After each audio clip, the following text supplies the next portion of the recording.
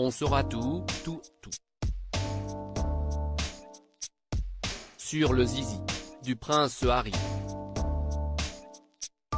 Le Britannique de 38 ans parle comme un livre ouvert en ce moment, que ce soit dans les 6 épisodes du documentaire filmé avec Meghan Markle pour la plateforme Netflix, ou dans ses mémoires, intitulés Spare, le suppléant en français, qui sortiront le 10 janvier 2023. Dans les premiers extraits de l'ouvrage qui ont malencontreusement fuité, on découvre moult détails à propos de sa vie et de son œuvre, de ses envies futures et de ses joies passées. Dont les détails de sa première fois avec une femme plus âgée, ou encore quelques curieuses descriptions de son pénis. Les rumeurs à son propos l'ont toujours agacé. Tout particulièrement une, qui assurait que le prince William et le prince Harry n'avaient pas été circoncis quand ils étaient petits puisque Diana considérait que ce n'était pas une nécessité médicale, ce qui, apparemment, était faux. Il y a un nombre incroyable d'histoires dans des livres, dans des journaux, même dans le New York Times à propos de Willy et moi, explique-t-il.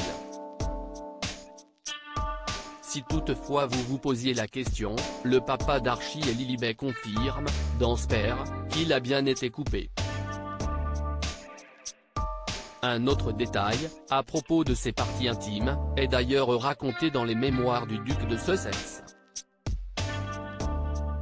Il s'agit d'une anecdote qui remonte à 2011, alors qu'il parcourait une partie du pôle Nord en compagnie d'un groupe de militaires.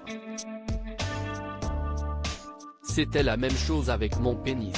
Cette année-là, le prince Harry s'était effectivement joint à une action de bienfaisance qui consistait à récolter de l'argent en marchant dans le pôle Nord pendant 305 km, le fameux Walking with the Wounded.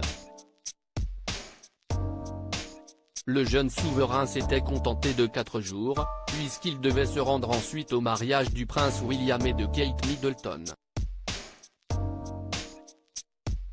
Hélas, le jour de la cérémonie, il souffrait de gelures, des lésions du tissu dû au gel, au niveau de l'entrejambe. Dur, dans un pantalon de costume. Mon père était très intéressé et très compatissant en voyant l'inconfort que provoquaient mes oreilles et mes joues gelées, et il m'a fallu beaucoup de force pour ne pas lui dire que c'était la même chose avec mon pénis, assure-t-il. En arrivant à la maison, j'avais découvert, horrifié, que cette région avait été touchée par le froid, et alors que les oreilles et les joues commençaient à guérir, ce n'était pas le cas partout. Que voulez-vous, il faut souffrir pour être bon.